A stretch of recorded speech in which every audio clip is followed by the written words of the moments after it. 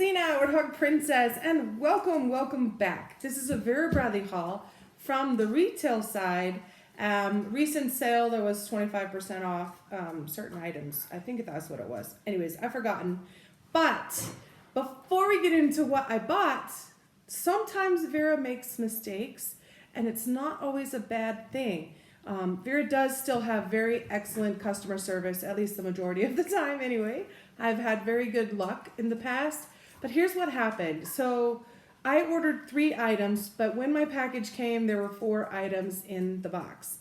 The 4th item I did not order, wasn't even looking at, but it is the Fleece Flip Flops in Java Galaxy Gray Tonal, and it's in my size.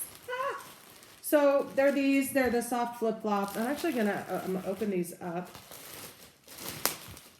They, yeah, like I said, they're about $25 or something, plus or minus.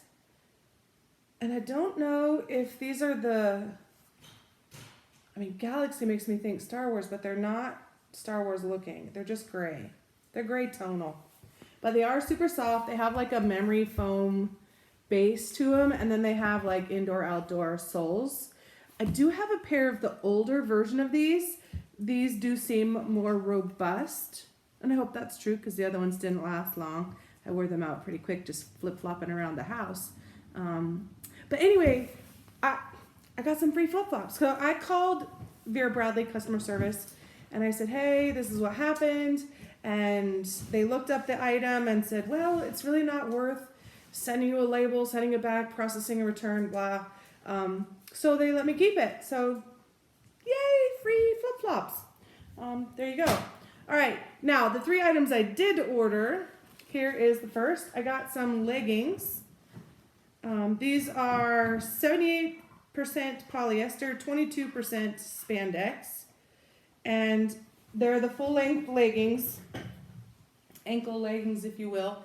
They have the side pocket on the right side only, so which is fine because I'm right-handed. Sorry for you left-handers out there, but there you go. They are plain black, and then they have this side pattern on them. I've forgotten the name of them, but I'll put it in the remarks down below as always. But anyway, they were on sale, so I got them. I do have a pair in the glass vines, I think it's called. They're a little bit different style. They were all over pattern versus the side stripe. But I thought I'd give this version a try too. I've been wearing a lot of leggings for pickleball during the winter, but now it's getting into hotter weather, so shorts and skirts. But I still wear leggings now and then anyways, whatever. Not important, I will wear them regardless. The second item I got, and this is a relatively new but not super new, and it's been out a while, many months. The Cloud shoes, the Vera Bradley Cloud shoes. They do have 2 different, well, they have more than 2 different versions. They have the shoe and the slip-on in the retail side, and they have those both options on the outlet side. And there's also flip-flop versions now on both sides too. I have tried on the outlet and the retail version of the shoes and slip-ons. I found them to run a little bit small, at least for my feet, for my fit taste. So I sized up, and I wear normally a size 10, maybe a 10.5, and I ordered size 11, and they fit perfectly for me. So whatever that's worth to you. They come in a box, of course, with tissue. I actually wore these once already, the other day. Okay, so I got Navy Garden. These are quilted. They're like a performance twill material, actually is what it feels like and looks like, which would make sense because Navy Garden was a performance twill pattern. The other pattern I liked a lot was the Tonal, the Disney Tonal that's purple with like the black on it. But I went with the non-Disney one for many reasons. I do love these pretty flowers and the purples and greens and stuff. So anyway, the outlet version has a little bit different back end of them, but I went with the retail side option. There's the tread. Yeah, like I said, I wore them the other day. They do have a soft sole. They have a memory foam insole, and they're very comfortable. Right out of the box, I didn't require any break-in. I had no issues with like heel rub or anything. I was a little bit surprised wearing them, realizing how far up they come on the top of the foot. And I was thinking, you know, they would be really great if even they didn't come that far. But I got to thinking about why that might be that they pushed them that far up. And I think a couple reasons, perhaps. This is just me thinking. Maybe so it's more like a normal shoe that would come all the way up to there. Also, if it comes up farther, that keeps the foot more securely in the shoe and you don't get heel slippage. Maybe that's what they're thinking. But anyways, they were very comfortable and I had good traction. I had good comfort. Normally when you see a shoe like this that has the white, just sort of soft looking bottom, it's quite squishy and not very supportive. These are pretty supportive and not super flexible. I mean, they're not overly soft is my point. So I actually like that about them quite a lot. They do have the little tab in the back that you can put your finger in to kind of help put them on. Just depends on how you do your shoes.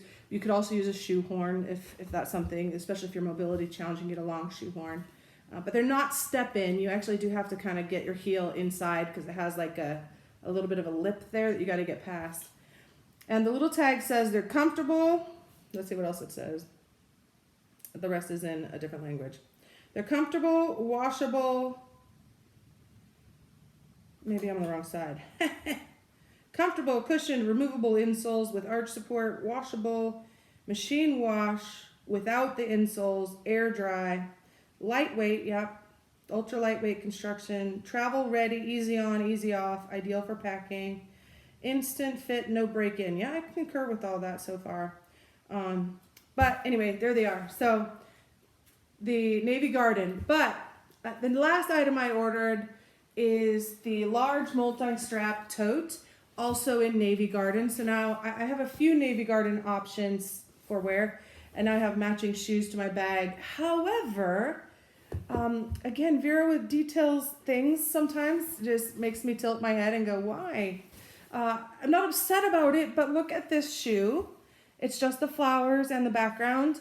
And when you look at the bag, it also has these like green, grassy looking stripy things. Yeah, you know, mock snakes either way, but it's the same pattern. Why doesn't it have the same pattern? That's all. Just an observational kind of thing, I'm just saying. All right, but this is a new to me style. It is fairly new anyways, and I thought I'd give it a try. It is performance twill.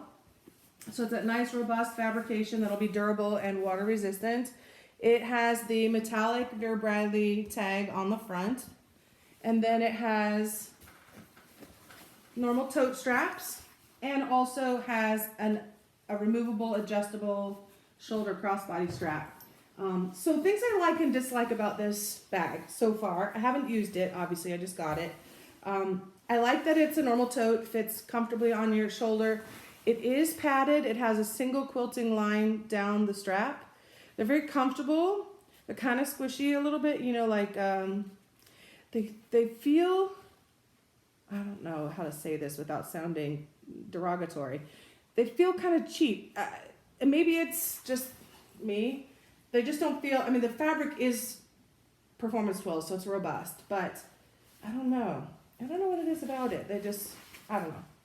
But anyway, the straps do go all the way down the bag. They're tethered all the way around to the bottom of the bag. So they should hold all the weight and the bag should be very durable. It's not going to rip off or do things like that. So that's always good. It does have pockets on both sides and they wrap around. So it's the front and it wraps around to the back. It is a single pocket in each case. So a couple things about these pockets. First of all, they have the slip and they also have a zip that goes all the way around as well. It's one pocket and it is separate. You know, there's a single, wait, is it single layer? No, 2 layers of fabric. It's a nylon fabric separating the pockets. But if you have something big in the slip, you're not going to be able to put something big in the zip, if that makes sense, because they're going to share that space on the end. The other thing I'll say about it is, let's say I wanted to put a big water bottle here. Well, it's a relatively flat pocket. So it may fit here, but you're squishing into your interior space. Or you can squish it in this way and put a really big water bottle. I mean, look how big that pocket becomes if you squish in the interior. But what happens then is now you only have this much functional space. in your tote. And it would also be off balance potentially depending on what you have packed in the bag. So hopefully that all makes sense. Again, I haven't used it, but this is just me thinking like why or how I could use this interesting size pocket. But you really could maximize the size of that, put a big old Turvis mug in there or something. But it's a trade-off. So if you left it as a normal pocket, excuse me, I have the hiccups again.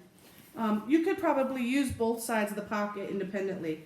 For example, there's my phone, slips right in, comes back out. And if you have stuff in the bag, it's not gonna like slide around the thing and get around to the other side.